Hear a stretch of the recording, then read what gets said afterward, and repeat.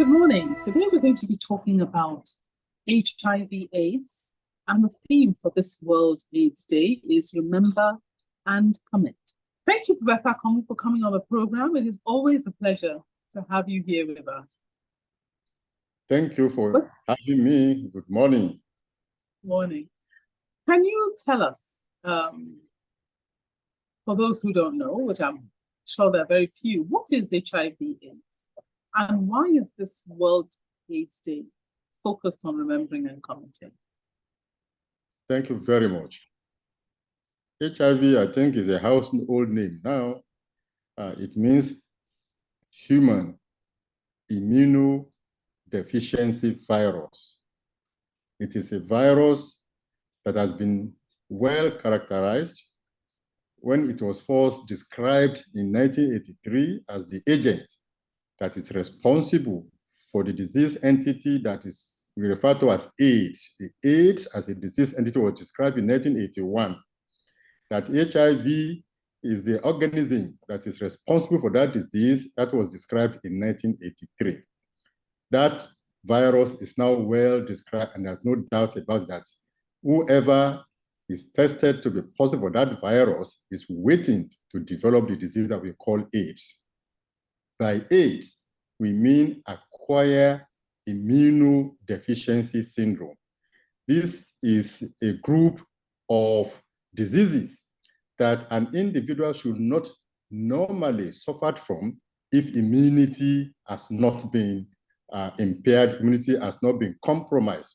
So what HIV does as a virus is that the cells that provide immunity for human beings, the virus infects and kills that cell. That cell today we refer to it as CD4 positive cell. These are the cells that provide what we call helper function to all other immune cells. God Almighty has given us capacity to fight bacterial infections, and there are cells that do that for us. God Almighty has given us the capacity to fight fungal infection. God Almighty has given us a capacity to fight viral infection, protozoal infection. God Almighty has given us the capacity to also prevent ourselves from getting transformed to become cancerous cells. And all these cells that we call cells of immune functions, all of them are required for their optimal functions. They require what we call helper signal from the CD4 cells. So when HIV infects and kills these CD4 positive cells, your ability to fight viral infections, your ability to fight bacterial infections, your ability to fight fungal infections, all these capacities that God Almighty has given to us are weakened. And you're at the risk of developing any of these diseases, and you can develop many of them together. When an individual develops these diseases, and we are able to show that level of immunity is down, we say this individual has acquired immunodeficiency syndrome. Luckily, we don't see what we can call the phases of AIDS any longer, because we now know that when HIV is present, you are waiting to develop AIDS as a disease. So, and it takes some years between the time that you are HIV positive to the time that the virus will have capacity to weaken your immune function. So if we test you today and we find you to be HIV positive, we can begin to administer antiretroviral therapy and we prevent you from developing losses of your immune cells, and therefore AIDS will never afflict you. This is why today we say, look, everybody get tested, know your status, and let's begin to administer on you the antiretroviral drug. With that, nobody will ever know that you are living with the virus, and the likelihood of death from AIDS-related causes will become zero for you. This today we refer to as functional cure for HIV and AIDS. You ask me, what is the theme of this year celebration of World AIDS Day? The theme, as you have mentioned earlier, is remember and commit. And there are a lot of things to remember about the story of HIV and AIDS. Like I mentioned to you, the AIDS as a disease entity was described before we know what was causing it in 1983. So we want to remember what happened, how the scientific world suffered. Not only patients suffered, the science world suffered, looking at that enigma. How can we rise above it? The research to discover what was the cause of AIDS was a very big one, and that was a race between America and the French scientist Pasteur lab in France and the Gallows laboratory in Maryland, United States. It was a big race. Who wants to tell us what is the cause of AIDS? We really want to remember that, and those big time science that led to the discovery of the virus, that led to the discovery of the typing of the virus, that leads to the knowledge that we know that if you don't treat the virus properly, it can mutate and your drug will not work. A lot of work went into all that. And it's good for us to remember and acknowledge what science has achieved, to help humanity to fight HIV and AIDS. We must remember the people that were initially affected by HIV when the knowledge was weak, when the knowledge was poor. That time, when you are labeled with the diagnosis of AIDS or HIV infection, the implication is you are waiting to die. It's a diagnosis of let's wait for the time of inevitable. And that was actually the truth. We really want to remember also when we begin to have molecules that we call drugs, antiretroviral drugs, that we can use to manage this condition, how toxic these molecules were. And you start an individual on antiretroviral therapy, you may even die of that disease, and significant effort that has gone into refining and developing new molecules that we now have today. We want to remember that as at that time, the cost of treating an individual with HIV and AIDS, at that time when money was money, 71 to 80,000 naira per month, and majority of Nigerians don't earn 20,000, 10,000 naira per month as at that time. So people, the drugs was there and there was no money to buy it. And that's when people started started telling government, you've got to do something, you've got to do something. But only one government in the world, and that is where I'm going now. You must remember that only one government in the world took the bull by the horn when President George Bush of the United States of America, with just one pen, said he has started what they call a PEPFAR program. A PEPFAR program that introduced about 15 billion US dollars to manage and treat HIV and AIDS in Africa and low and middle income. And from that time, things have changed for better in the sense that infrastructure to diagnose HIV and AIDS, in the sense that training for people to learn about HIV and be able to deliver good services, quality services in several countries that were majorly afflicted by the virus. That was the first time we began to have some inroad into managing patients. And because of that singular effort of the US government, we can say today it's only a matter of time. Very soon we will be able to announce cure to HIV and AIDS, menace. We say we want to commit. This commitment is very important. We really want to commit to continued research, because until we are able to find a final cure to this disease, we have not reached where we are going. Because this virus, I can tell you, is a very, very stubborn virus. Stubborn virus in the sense that this particular virus changes form very, very easily. And we understand how it does that, what this virus does, because of one particular enzyme that it has. It is called reverse transcriptase enzyme. That is the enzyme that the virus uses to make copies of itself when it gets into the human cell. And when it's making these copies of itself, what entered is not what is going to copy out. And that is the problem that we have with the viral reverse transcriptase enzyme. It's an enzyme that we call infidel enzyme that does not obey the biological law that governs the properties of enzyme.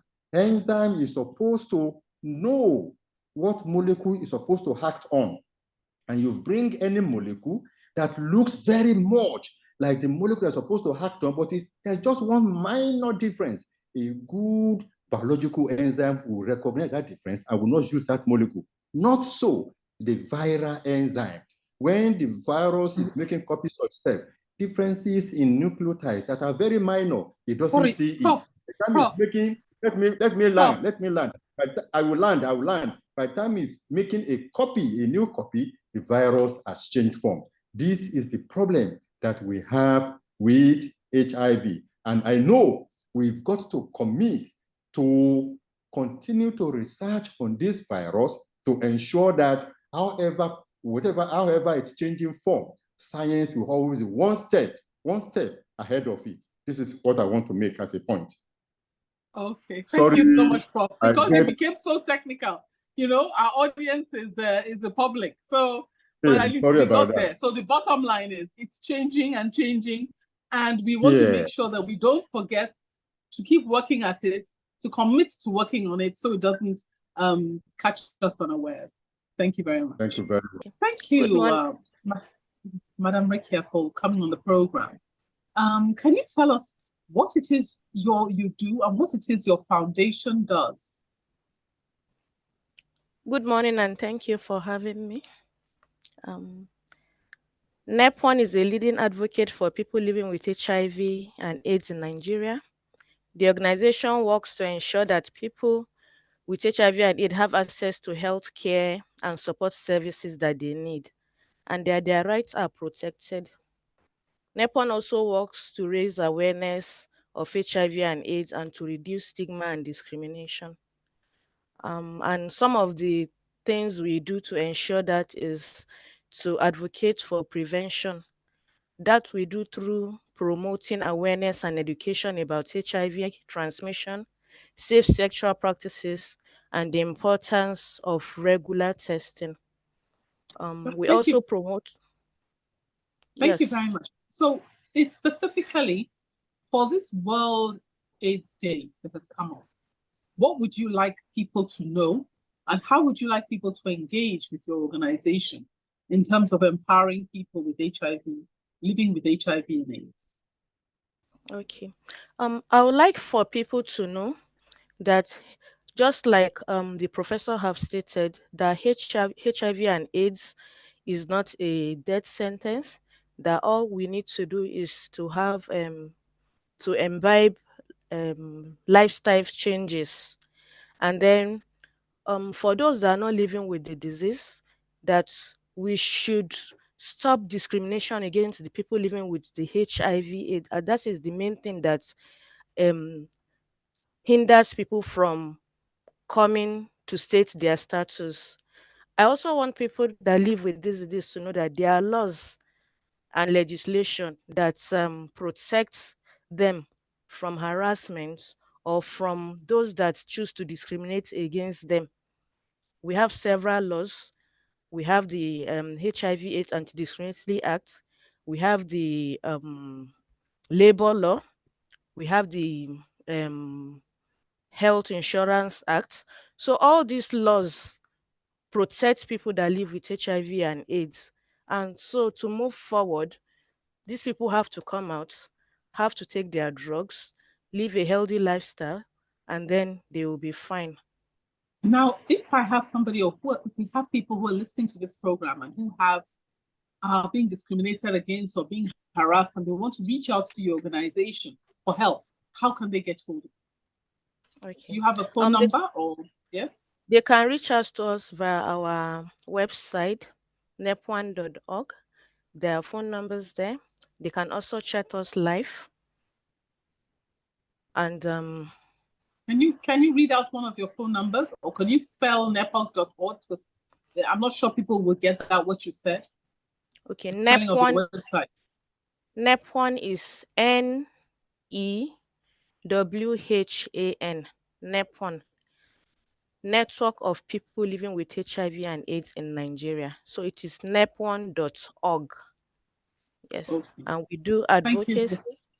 Yes. Thank you very much. Prof. I'm here. Now, with the work that she's doing, I mean, one of the things that she brought out that was really quite critical is the fact, and you had said, people need to come out, people need to get tested.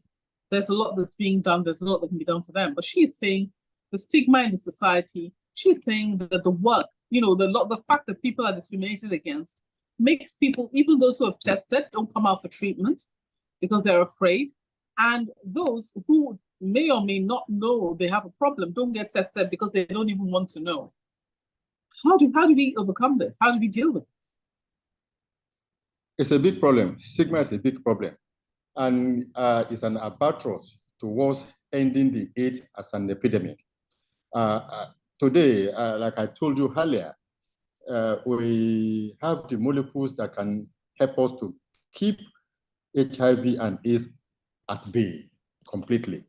But if people don't come forward to be tested because of fear of stigma, and those that are actually on treatment too, they don't want to be seen in fact, I have been stigmatized. You are going to Akamu's office, maybe you have HIV and AIDS. Maybe you are. Yes, because people don't want to come to me because they know Akamu treats HIV.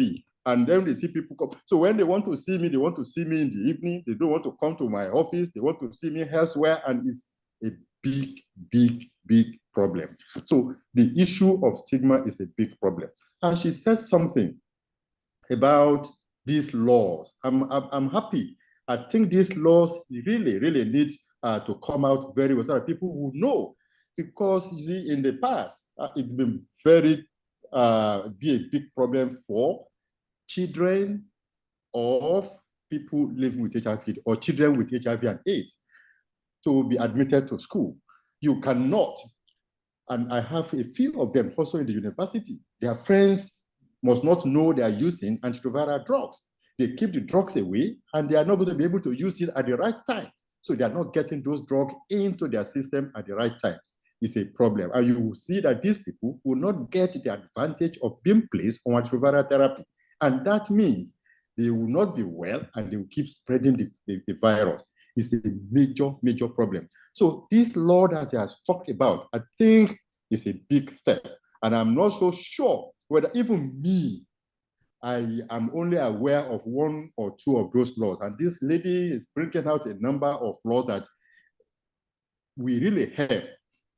And if we know, those of us who are actually in the clinic, we really know that we can help them popularize, these laws and make it a point of duty to announce that these laws are available for them to be used. In fact, in nearly all hospitals where HIV services are being provided, there are what we call support groups, and they have monthly meetings. I'm not so sure whether NEPWHAN has succeeded in popularizing these laws to really empower, because if these laws are very well known to people living with HIV and AIDS, it's a source of empowerment. But the greatest advantage of those laws is that people will be more confident to come forward and test. Those who are already on treatment will be able to take their drug at the right time. They don't have to be hiding it because they don't want other people to know that they are on this treatment. And we might just be able, because UNAIDS has told us that with the level of development towards the level of development for treatment of HIV and AIDS by the year 2030, we should be able to end the AIDS epidemic. And ending the AIDS epidemic means that there will be zero new infection.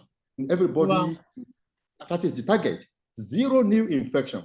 And those that are already on treatment will achieve the goal of treatment. And achieving the goal of treatment with the effectiveness of antiviral therapy, the viral load the level of virus in their blood will become undetectable. So that means that even if you have sex with an uninfected person, because the viral load in you has become undetectable, you will have been rendered uninfectious. So by 2030, we want to be able to achieve that. But with this level of stigma, that people are hiding their drugs, that people are afraid that if I go to school, my friends will see me, that one principal of a school, particularly those private schools, they don't want to have any child that has such a disease in there because the other parents will want to withdraw, their own children. These are big issues. And I really think NEP1 has to do a bit more in helping us to popularize these laws that are out there. They should bring it to the hospitals. They should share it with support group. We have over 2,000 facilities in Nigeria that are providing antiviral services. I think I'm just one of those 2,000 facilities in Nigeria that are providing antiviral services, and I need to have my support group people being in custody, of those laws. He said they can be reached. Yes, you can also reach out because you are supposed to be an organization that is funded. I think they receive some funding from some agencies, including PEPFAR. So you should be able to do a bit more anti-care. And I think the tool you already have is a big tool that can help us, at least to some extent, have significant effect in reducing the stigma. When you know that these laws are there and the law is going to be applied if you flout it, I think it might just help because the way it is now, and maybe it is better. In the past, it is very horrible. Maybe it is better. But even up till this morning, I still have a very highly placed person said, Akamu, you see, it's not difficult. It's so difficult living with this thing. It was in my office. If you know what it took me, the courage I had to take to be able to come and visit you here today, you will know that it's not easy. That's a very highly placed person in our community that visited me today. So this stigma is still there. And he traveled, he didn't travel with sufficient. We need to make sure. Yes, we need to make sure that this stigma comes to an end. He didn't travel. Thank you so much. That was a problem. And for 2 months, he may not take his drug. Because it is difficult for him to ask for you to be transferred to him. There are a lot of issues. And of course, if there is a law that is very well popularized, and I think NEP1 should come, let me announce this, every week, there's an ECHO program where we discuss issues around HIV program in the country. This particular law that this lady is talking about, I think is very important. It comes on air at that particular weekly meetings where over 2,000 facilities in Nigeria will listen to you talking about this law and popularizing it for us. Yes, thank you very much. I think we will make sure that as she's listening here, and this is a wonderful opportunity for both the legal and the medical profession to join hands to end the stigma. And we hope that we will be able to achieve what we need to achieve by 2030. Thank you very much. Thank you for watching. Please like, share, and subscribe for new video updates.